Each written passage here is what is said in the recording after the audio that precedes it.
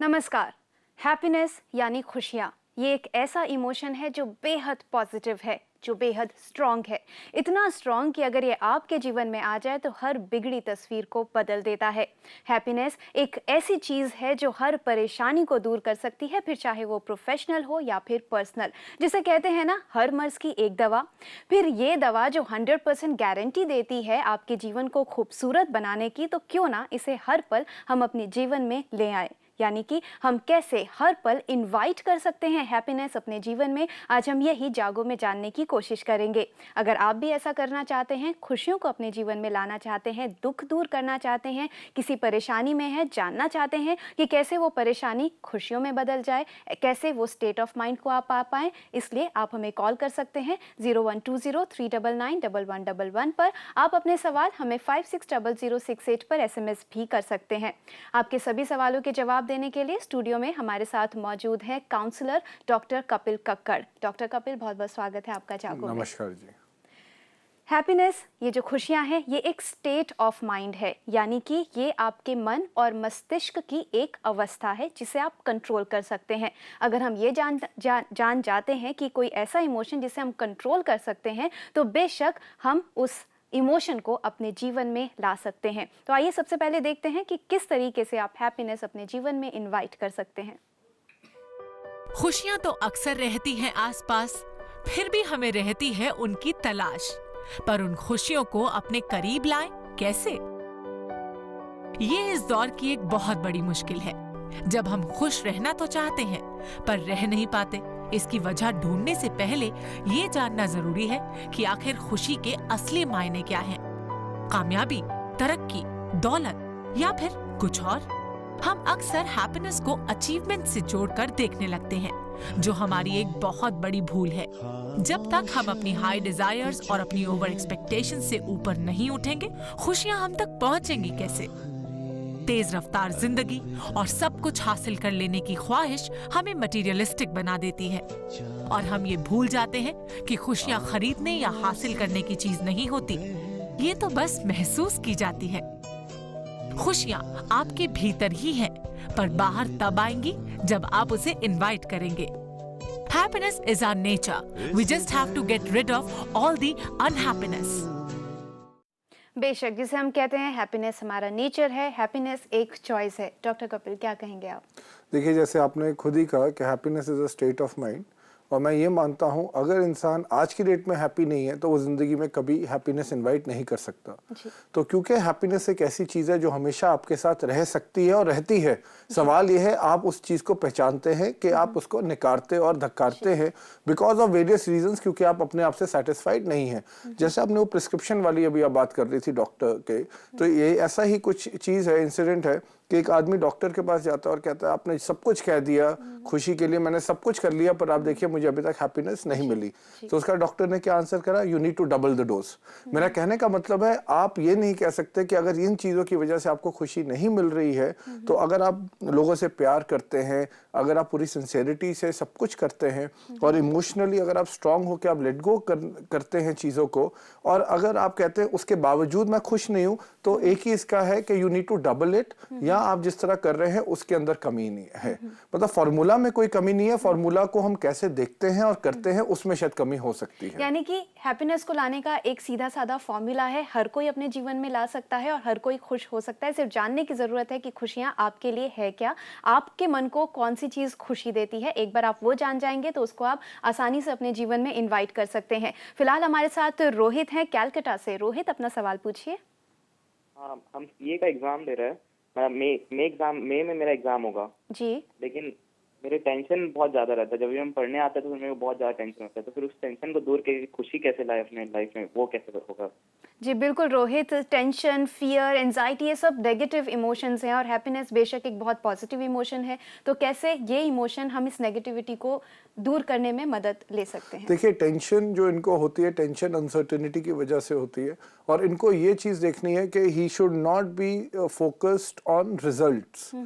इनको उसके प्रोसेस पे ध्यान देना है कि मैं कहाँ कहाँ मुझे जो पढ़ाई करनी चाहिए मैं कर पा रहा हूँ कि नहीं। स्मॉल टारगेट्स होने चाहिए, वो टारगेट्स को अचीव करेंगे। क्योंकि देखिए डर कब आता है, स्ट्रेस कब आता है, जब आदमी को होता है पता नहीं जो मैं कर रहा हूँ अच्छी ठीक से कर रहा हूँ नहीं कर रहा हूँ। सेकेंडली गिल्टी फीलिंग नहीं होनी चाहिए। आप एक इंसान है, आप गलतियां कर सकते हैं। अगर एक दिन आपने अपने लिए टारगेट सेट करा और आपने उसको नहीं उस टाइम टेबल को फॉलो, इसका ये मतलब नहीं है कि आपने बहुत बड़ा पाप करा है, बट हाँ वो वाली चीज रिपीट नहीं होनी चाहिए। तो उसको अगर आप देखें तो मेरे ख्याल से कोई प्रॉब्लम नहीं आनी चाहिए। रोहित, अगर अच्छे से प्लानिंग करें, छोटी छोटे स्टेप्स, बेबी स्टेप्स बना लें कि मुझे एग्जाम देना है, वहां तक मुझे प्रिपेयर करना है, जैसे जैसे आपकी प्रिपरेशन होती रहेंगी आपकी खुशियां बढ़ती भी जाएंगी। लेकिन जैसा कि डॉक्टर कपिल ने पहले भी बोला था कि हैप्पीनेस हम हर पल महसूस कर सकते और हैं। हैप्पीनेस के लिए इनको मैं कहूंगा बिल्कुल बिंदास है। तो अभी स्टूडेंट है, अभी तो इनका करियर शुरू होगा, तो अगर ये अभी से इतना प्रेशर लेंगे तो बाद में इनका EQ level, emotion quotient level इनका नीचे गिर जाएगा। तो बिल्कुल बिंदास होके एग्जाम्स दिए और जो भी पढ़े बस पढ़ाई पे ध्यान दें। ऐसा नहीं होना चाहिए कि आउटसाइड बर्डन में ये मुझे लग रहा है कि अपने आप से एक्सपेक्टेशंस इनकी हाई हैं। वो एक्सपेक्टेशंस को इनको थोड़ा नीचे लाने की जरूरत है और ज्यादा अपने एक्शन पे फोकस करने की जरूरत है। लेकिन डॉक्टर कपिल, ऐसा नहीं होता कि अगर हम एक्सपेक्टेशन अपने आप से हाई नहीं रखते हैं तो अचीवमेंट भी हमारी कम हो जाती है? जब तक हम खुद से अपनी हाई एक्सपेक्टेशन नहीं करेंगे फिर हम पहुंचेंगे। देखिए एक्सपेक्टेशन हाई होनी चाहिए पर अनरियलिस्टिक नहीं होनी चाहिए। तो मेरा मतलब है कि कई बार हम अनरियलिस्टिकली हम कहते हैं उसने ये टारगेट रखा है तो ये टारगेट, अब मान लीजिए ये कहते हैं कि मैं इनकी वैसे बात नहीं कर रहा हूं but just for an example, ये कहते हैं कि मेरे 90% आने चाहिए और इनके आज तक 60%, 65-70 से फॉर एग्जांपल ज्यादा नहीं आए।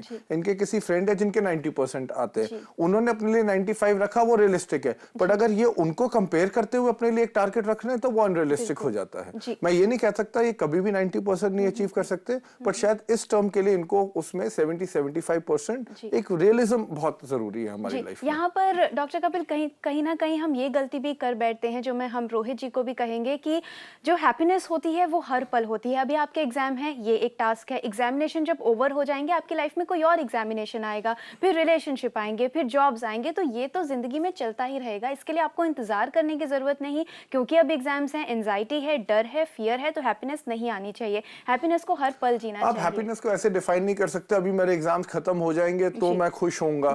तो इसका मतलब है आप खुद ही तय कर रहे हैं आपने कब खुश होना और आपने कब टेंशन लेनी है। अगर आप ये सब चीजें खुद ही तय करके जिंदगी जी रहे हैं तो जितनी टेंशन आती है उसको भी आपने खुद डिसाइड करा है, वो चॉइस आपने खुद अपने ऊपर ली है कि हाँ इस समय एग्जामिनेशन का मतलब टेंशन है। ये जो सिनोनिमिटी हम बना लेते हैं और हम चीजों को लेबल करना शुरू कर देते हैं अपनी लाइफ की सिचुएशन के हिसाब से, वो मेरे ख्याल से एक बहुत बड़ा फैक्टर है जब हम हैप्पीनेस इनवाइट नहीं करते। तो इनको एग्जामिनेशन भी बहुत अच्छे से पॉजिटिव तरीके तरीके से देना चाहिए। होके दें, कुछ नहीं और प्रोसेस के ऊपर ध्यान दें कि जो टारगेट्स उन्होंने सेट करे बस वो कंप्लीट करते रहें। अपने फ्रेंड से मिले, जो फ्रेंड्स जोक करते हैं, मूवीज देखें, ऐसा कुछ नहीं है। लाइफ नॉर्मल है, हैप्पीनेस हर जगह है, चाहे एग्जाम्स हैं या नहीं है, बस हमें आगे बढ़ना है। फिलहाल हमारे साथ हैं तरुण दिल्ली से। तरुण जी अपना सवाल पूछिए। जी मैडम, ऐसा है कि मेरे को किसी भी चीज में, ना पिक्चर में, किसी बात में, कहीं भी कोई हंसी या अच्छा नहीं लगता। मतलब मैं डिप्रेशन की बीमारी भी है मेरे को, और मतलब कोई भी बात खाने पहनना कोई चीज अच्छी नहीं लगती। तरुण जी, आपको किसी चीज में मन नहीं लगता, लेकिन इसकी कोई खास वजह है? आपको किसी वजह से डिप्रेशन हुआ है या हमेशा से ही आपको इस तरीके से लगता है कि किसी भी चीज में मन नहीं लगता? मतलब अभी 7-8 महीने से हुआ है डिप्रेशन, एक नुकसान हो गया था। जी, कैसा नुकसान हुआ था आपके रिलेशनशिप में, पर्सनल लाइफ में या फिर प्रोफेशनल लाइफ में? बिजनेस में हो गया था, तो बिजनेस में एक नुकसान हुआ, उसके बाद किसी चीज में मन नहीं लगता। देखिए पहले मैं ये बात कहूंगा कि ये कह रहे हैं मैं डिप्रेशन में हूँ, मैं इस चीज से एग्री नहीं करता। मेरे ख्याल से डिप्रेशन में नहीं है, क्योंकि जब आदमी डिप्रेशन में होता है उसको खुद नहीं पता चलता वो कहाँ पे घूम रहा है, क्या हो रहा है। इनके केस में आई डोंट सी दैट। तो डॉक्टर कपिल, आपने ये रिकॉग्नाइज किया है कि शायद डिप्रेशन नहीं हो सकता है, तो डिप्रेशन ना हो, कौन सा इमोशन हो और कैसे उस चीज से बाहर आ सकते हैं, ये हम जानेंगे एक छोटे से ब्रेक के बाद।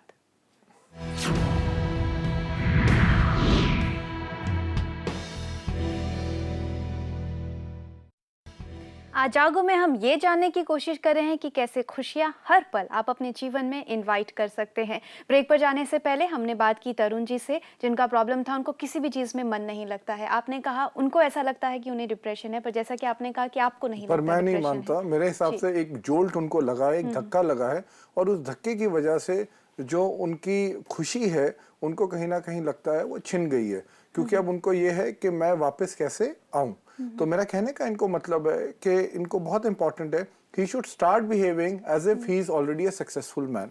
इनकी बॉडी लैंग्वेज, एक देखिए एक सर्च हुई थी, रिसर्च भी किया हुई थी, एक फॉर्च्यून 500 कंपनी के एक जो एमडी थे, उनका क्या ऐसे ही उनके साथ चीज हुई, the company started losing money, sales उनकी नीचे हो गई। उन्होंने कहा यार अगर मैं यहाँ से चला जाता हूँ, कोई दूसरा आदमी आएगा तो वो कैसे इस चीज को हैंडल करेगा। उन्होंने ये रियलाइज करा कि जो दूसरा आदमी आएगा वो बहुत पॉजिटिव होगा, वो सब चीजें करनी चाहेगा, लोगों से अच्छी तरह मिलेगा, बहुत खुश रहेगा, हर आदमी से पॉजिटिवली इंटरेक्ट करेगा, सबको इंकरेज करेगा। और उन्होंने देखा ये सब चीजें मैं शायद नहीं कर रहा हूँ। तो मेरा कहने का मतलब है अगर इनका चाहे वो स्टेट ऑफ माइंड है और जो प्रैक्टिकली इनको लॉस हुआ है, मैं मानता हूँ उस चीज का तो कुछ नहीं हो सकता, but once he starts behaving like a positive person, positive active person, smile करें, लोगों से मिले जुले, भूल जाएं 2 मिनट के लिए जब आप बाहर ये जाते हैं, उन लोगों से स्पेशली मिले जिनसे ये अपना दुख नहीं पर जो उनको खुशी उनको दे सकते हैं, जो हौसला दे सकते हैं। आई एम श्योर ये चीज से बहुत जल्दी बाहर आ जाएंगे। जी, ये कहने को जैसे आपने बताया कि ये करना जरूरी है, हम समझ सकते हैं तरुण जी कि थोड़ा मुश्किल होता है, लेकिन ऐसा कपिल जी ने कहा कि एक बार करना शुरू करेंगे, जिसे कि हम एक टेक्निक कहते हैं, fake it till you make it. Fake करिए, आप बस स्माइल करिए, आपका मन नहीं कर रहा लेकिन स्माइल करते रहिए, पॉजिटिव सोचते रहिए, आपको पता भी नहीं लगेगा कि कब कब आप नेचुरली स्माइल करने लगेंगे और नेचुरली चीजें सारी खुद ब खुद ठीक होने लग जाएंगी। ये जो रिदम है ना इनका भी, इनका मैं ये नहीं कह रहा अभी इनका नेगेटिव रिदम बना हुआ है, बट अभी इनका कोई रिदम ही नहीं है, तो इनको वो पॉजिटिवली में आने के लिए इनको रिदम वो क्रिएट करना थोड़े पड़ेगा। से एफर्ट करने पड़ेंगे, लेकिन वो जरूर आपके लाइफ में डिफरेंस लाकर ही रहेंगे जो आप एफर्ट्स करेंगे। और एक और चीज है, देखिए अगर if he is in a foul mood, if he is not in a good mood, तो आसपास का एनवायरनमेंट भी खराब होता है, वो लोग भी फिर वैसा ही स्टिमुलस देते हैं, तो इनको भी लगता है अरे सब लोग ही मेरे से परेशान है, मैं, पर ये नहीं देखेंगे कि परेशानी का कारण मैं खुद हूं, क्योंकि मैं खुद कम हंसता हूं या मैं खुद कम बोलता हूं। जी, जो हम खुद फील करते हैं वही चीज हम अट्रैक्ट करते हैं। आप मायूसी फील कर रहे हैं तो मायूसी ही अट्रैक्ट करेंगे, खुशियां फील करिए, आप खुशियां अट्रैक्ट करेंगे। फिलहाल अंकुर है हमारे साथ कानपुर से। अंकुर जी अपना सवाल पूछिए। मैम मैं इस समय MBA कर रहा हूँ मार्केटिंग एंड HR से। जी, इसके पहले मैंने BSc किया था और उसके बाद मैं थोड़ा कंफ्यूज हो गया और मैंने MSc और MBA में से MBA को चूज किया। और पिछले 2 सालों से मुझे काफी ज्यादा प्रॉब्लम रही है पढ़ाई करने में, हालांकि इसके पहले मेरे मार्क्स काफी अच्छे आते थे। तो मुझे बार बार ये फील होता है कि मैंने MBA करके कुछ गलत किया है, मुझे MSc करना चाहिए था। इस टाइम पर जब मेरा MBA खत्म हो रहा है, I have got a job also, लेकिन मैं ये चाह रहा था कि मेरी जॉब HR में लगे ना कि मार्केटिंग में लगे, जो कि मुझे अभी तक नहीं मिल पाई HR में, मार्केटिंग में मिल गई है। तो मुझे बार बार ये फील होता है कि जो मैंने MSc नहीं किया तो वो कुछ गलत किया, या मैं कभी कभी कोशिश करता हूँ कि MBA की मैंने जो मतलब मुझे तो लगता है कि गलती थी। जी अंकुर जी, आपको ऐसा लगता है कि रॉन्ग चॉइस ऑफ सब्जेक्ट अगर आपने ले लिया है तो बीच में फ्लक्चुएशन भी आई है, अब ये कहीं पहुंच भी गए हैं लेकिन थोड़ा पछतावा भी साथ मैं लेकर आ अंकुर को रहे एक चीज कहूंगा, ये अपने 2 साल के MBA के चक्कर में अपने आगे 40 साल खराब ना करें। अगर इनको लगता है कि ये MBA इनके लिए ठीक नहीं था तो you should go back and do MSc। वहां पे इनको बहुत अच्छा एक सेटिस्फैक्शन लेवल मिलेगा, क्योंकि अभी मैं जैसे इनकी आवाज में और जैसे मैं देख पा रहा हूँ एक बहुत स्ट्रॉन्ग रिग्रेट है, तो वो रिग्रेट के साथ आगे जिंदगी में ये जिएंगे। और मैं एक और चीज यहाँ कहना चाहूंगा, क्योंकि हम बहुत कॉर्पोरेट ट्रेनिंग्स भी करते हैं, आप देखेंगे HR के अंदर जो स्कोप होता है आगे बढ़ने का भी और अपॉर्चुनिटी HR में घुसने का भी वो रिलेटिवली कम है। मार्केटिंग में स्कोप बहुत हाई है, हाँ, पर सवाल ये है कि क्या इनका वो एप्टीट्यूड है that he can do a good marketing. इन्होंने HR मार्केटिंग में करा तो है, अगर इनको थोड़ा सा भी रिग्रेट है तो मेरे ख्याल से 2 साल जो पैसे इन्होंने इन्वेस्ट करे हैं उसके बारे में इनको ना सोच के ही should start doing his MSc। उसमें ये खुद देखेंगे the kind of thrill, the kind of enjoyment, the kind of happiness he will start getting. तो मेरा कहने का मतलब है 2 साल के वजह से he should not spoil 40 years of लेकिन his बस life। यहाँ पे थोड़ा आंकलन करना होगा कि इनका जो रिग्रेट है वो कितना बड़ा है। आप थोड़ा सा सेल्फ असेसमेंट कीजिए, बैठकर सोचिए कि सच में आपको अगर लगता है तो जैसा कि डॉक्टर कपिल कह रहे हैं कि अभी भी वक्त है, आप अभी से वापस से तैयारियां शुरू करें और जैसा वो आपको थ्रिल आएगा उसी से आपको लगने लगेगा कि सही चॉइस है। बढ़ता जाएगा over a period of time, और इनको जब when he will be 25 26 when he gets married तब उस टाइम आएगा, ही लुक बैक यार मैंने काश उस टाइम ये किया तो होता। डिसीजन अभी भी ये ले सकते हैं बिल्कुल अगर ये लेना चाहे चाहिए। तो। जी बिल्कुल। नीलम जी हैं हमारे साथ गाजियाबाद से। नीलम जी आप अपना सवाल पूछिए। मैम मेरा बेटा है, डीसी का स्टूडेंट है, 18 इयर्स ओल्ड है जी। मेरे हस्बैंड बैकग्राउंड बिजनेस क्लास है, उनकी एक्सपेक्टेशन बहुत हाई है। वो कहते हैं कि किसी का मतलब किसी की सक्सेस देख के उसको कंपेयर करते हैं उससे, जिससे बच्चा थोड़ा सा नेग्लेक्टेड फील करता है। और मेरे हस्बैंड जान के ऐसा नहीं करते। तो मैं कैसे करूं जो इन दोनों के रिलेशन डेवलप हो?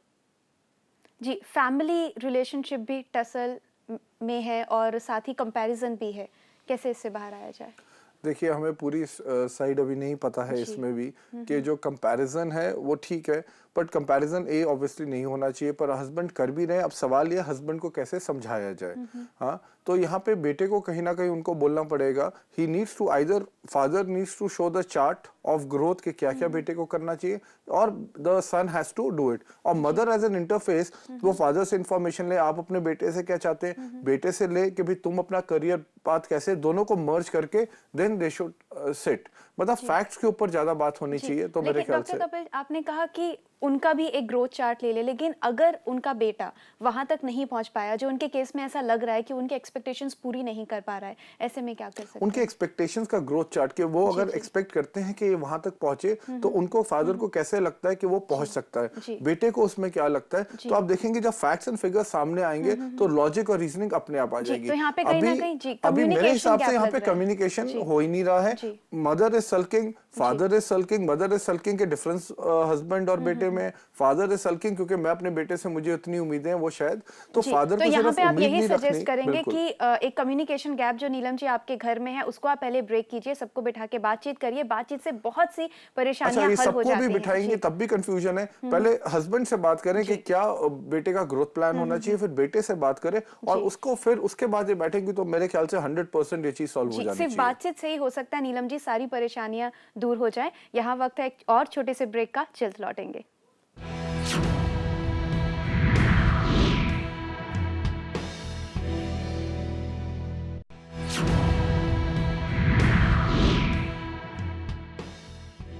हैप्पीनेस जिसको सबसे अच्छी तरीके से दर्शाया जा सकता है एक स्माइल से। एक स्माइल पहन के रखिए, जस्ट वेयर अ स्माइल। अगर आप स्माइल करते रहेंगे आप और ज़्यादा खूबसूरत लगेंगे और धीरे धीरे आपको पता नहीं लगेगा, नेचुरली आप स्माइल करने लगेंगे और नेचुरली हैप्पी फील करने लगेंगे। इसलिए जब सुबह तैयार होते हैं, घर से निकलते हैं, तो wear good clothes with a very beautiful smile, it really works. Tejinder ji हैं हमारे साथ पंजाब से। तेजिंदर जी, अपना सवाल पूछिए। तेजिंदर जी, हम आपको सुन नहीं पा रहे हैं, आप थोड़ा ऊंचा बोलिए। जी जी, अब बताइए। हेलो मैम, नमस्ते। जी नमस्ते। सबसे पहले तेजिंदर जी अपने घर के टीवी का वॉल्यूम बंद कर दीजिए। टीवी का वॉल्यूम मैंने कम कर दिया। हाँ, बताइए। हेलो मैम, मुझे ना 21 एज से मैम डिप्रेशन की प्रॉब्लम है जी। तो मैम अभी मैम 25 एज है मेरी। जैसे अभी मुझे ऑब्सेसिव कंपल्सिव डिसऑर्डर है जी।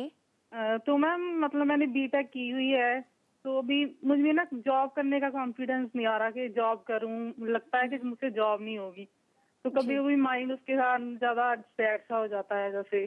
तो मैम मुझे क्या करना चाहिए इसी सजेस्ट। जी तेजिंदर जी, जी क्या प्रॉब्लम सॉल्व कर देखिए, सकते इनका हैं? ये कह रही ऑब्सेसिव कंपल्सिव डिसऑर्डर है, बट खैर मुझे जहाँ तक इनका ये लगता है कि इन्होंने इंटरव्यूज कम दिए हैं और जब ये जा रही हैं ये इस एक्सपेक्टेशन के साथ जा रही है, if I get a job, if I crack a job, तो वो बिना सिखाए इनसे काम लेना शुरू कर देंगे। तो इनको ये देखना है, अगर कंपनी उनको लेती है, कंपनी की इनसे काफी ज्यादा रिस्पॉन्सिबिलिटी है कि इनको ट्रेन करना है। हर कंपनी ये देखती है, न्यू एम्प्लॉय को जब लेती है 3 महीने तो 100% देती है, और एक बार जब एम्प्लॉय माहौल समझ जाता है, कोई कंपनी नहीं चाहती कि वो एम्प्लॉय वहां से जाए। मेरा कहने का मतलब है, इन्होंने यहाँ पे पूरी बर्डन अपने ऊपर ली हुई है। इनको ये अगर कल को मुझे जॉब मिल जाएगा, क्योंकि मुझे बहुत सारी चीजें नहीं आती, क्योंकि मैं आउट ऑफ टच हूँ, पता नहीं मेरे बॉस कैसे होंगे, मेरी ऑर्गेनाइजेशन कैसी होगी। इनको ये देखना है कि जब आप कहीं पे मान लीजिए किसी की शादी में जाते हैं, तो आप ये मानते हैं कि आप खुश होके जाएंगे, बट आप ये भी देखेंगे कि दूसरा आदमी भी आपको कंफर्टेबल करता है। तो वही मैं इनको ये कहना चाहूंगा, ये पूरी चीज का ओनर्स अपने ऊपर नहीं लें, बिल्कुल आराम से जाएं। अगर इंटरव्यू में ये क्लियर होती है तो इसका मतलब है किसी ने इनमें कुछ देखा, इस वजह से क्लियर हुई है। उसी को दिमाग में रख के आगे बढ़े और ये बिल्कुल उम्मीद रखेंगे तो कंपनी अपनी तरफ से पूरी कोशिश करेगी, हर प्रकार की ट्रेनिंग देगी कि शी कैन एक्सेल। जी, तो तेजिंदर जी को एक्सपेक्टेशन अपने आप से पहले खुद सिर्फ इतनी रखनी चाहिए कि आप ऑनेस्ट रहिए, जहां पर भी जाए ऑनेस्टली बताइए कि आपके अंदर क्या कैपेबिलिटीज है और आपके अंदर सीखने की कितनी ललक है। जब कोई भी ऑर्गेनाइजेशन ये देखती है कि चाहे आपको अभी कुछ नहीं आता लेकिन आप सीखना चाहती हैं, तो हर ऑर्गेनाइजेशन आपको जरूर सिखाती है और धीरे धीरे आप परफॉर्म यहाँ पे ये कीजिए। दूसरों के पॉइंट ऑफ व्यू से जज कर रही है कि वो मेरे बारे में क्या सोचेंगे।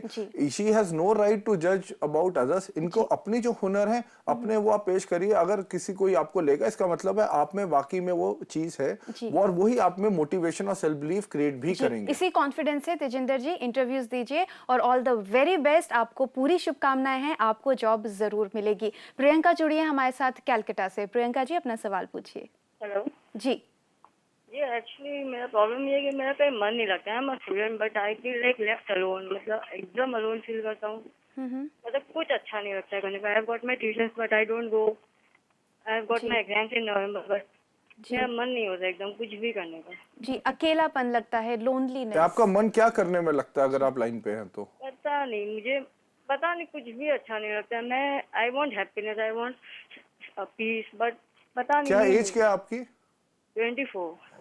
अब देखिए मैं पहले यहाँ पे कहना चाहूंगा 24 साल की उम्र में पीस का कोई लेना देना नहीं होना चाहिए। 24 साल की उम्र है, एक एम्बिशन की उम्र है और आपको हैप्पीनेस तभी मिलेगी जब आप कुछ चीजें अचीव करना शुरू करेंगे। और अगर आप कुछ नहीं करेंगे तो ऑब्वियसली हैप्पीनेस नहीं मिलेगी क्योंकि वो सेटिस्फैक्शन नहीं होगी। तो इनके केस में देखिए अगर आप अपने आप को चैलेंज नहीं करते तभी दुनिया आपको चैलेंज करती है। तो इनके केस में बहुत इंपॉर्टेंट है ये अपने आप को चैलेंज करना शुरू करें। और मैं एक और चीज कहना चाहूंगा हैप्पीनेस के बारे में। आदमी एक adult, how many times does an adult smiles during a day? Not more than 15 times. How many times does a child smiles during the day? At least 500 times. तो जैसे हम बच्चे से बड़े होते हैं हम हैप्पीनेस के चक्कर में तो रहते हैं बट वो हैप्पीनेस हमारी जिंदगी से आहिस्ता आहिस्ता हम खुद ही उसको मैं कह रहा हूँ कहीं ना कहीं कत्ल ही कर देते हैं। और मैं तो यहाँ पे हमें डॉक्टर कपिल यही ध्यान रखना है कि स्माइल करते रहना है और आप इनको भी यही एडवाइस करेंगे कि आप भी मायूस ना होइए। पीस ठीक है लेकिन पीस के साथ एक एग्रेशन भी होना चाहिए जो आपकी एज को लेकर है। और सबसे पहले ये होना जरूरी है कि आप खुद खुश रहिए। जब तक आप अपनी अंदरूनी खुशी को महसूस नहीं करेंगे तो आपको आसपास भी खुशियां नहीं मिलेंगी। और हम एक और चीज सजेस्ट करूंगा that he should go get out of Calcutta, go to various other towns, interact with people. क्योंकि मुझे लग रहा है कि ये over a period of time या तो इंट्रोवर्ट बन गए हैं या इनका फैमिली एटमॉस्फेयर ऐसा रहा होगा जहां पे इंटरेक्शन बहुत हाई लेवल की नहीं रही। इसलिए कोशिश करनी जरूरी है, थोड़े एफर्ट्स करने जरूरी है कि सबसे पहले सोच लीजिए कि आपको क्या अच्छा लगता है, इमेजिन करने की कोशिश कीजिए और फिर थोड़ा एफर्ट करके उसको एक्शंस में लाएंगे तो जरूर आप हैप्पीनेस फील करेंगे। डॉक्टर कपिल बहुत बहुत धन्यवाद जागो में आने के लिए। तो सिर्फ आप ये ध्यान रखिए कि आपको हैप्पीनेस हर पल इनवाइट करनी है। ये मत सोचिए आपकी लाइफ में सक्सेस है कि नहीं, रिलेशनशिप कैसे चल रहे हैं, ये सोचिए कि मुझे हर पल खुश रहना है। तो आज जागो में इतना ही। जागो के अगले एपिसोड में हम बात करेंगे रीमैरिज की कि अगर आप अपने जीवन में दोबारा शादी कर सकते हैं तो किन बातों का आपको रखना है ख्याल और किस प्रोसेस से आप रीमैरिज कर सकते हैं। तो आज के लिए हमें दीजिए इजाजत, लेकिन आप देखते रहिए प्रज्ञा जो आपको मिलाए बेहतर आपसे।